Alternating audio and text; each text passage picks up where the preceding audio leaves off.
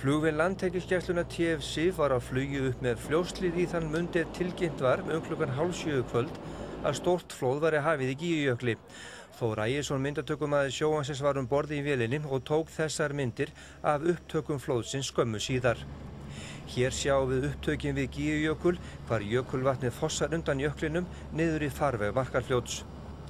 Og flóðið hélt niður eftir farvegi fljótsins og við erum við neðri mörk flóðsins og fljúgum upp með því.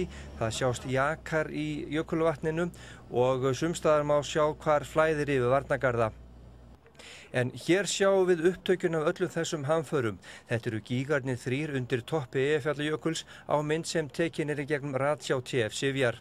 Ekki laust við að þarna birtist heldur ógnvænlegur svipur eins og hauskúpa, en til að gera sig grein fyrir stærð gígana þá sá stærsti 400 sinnum 500 metrar.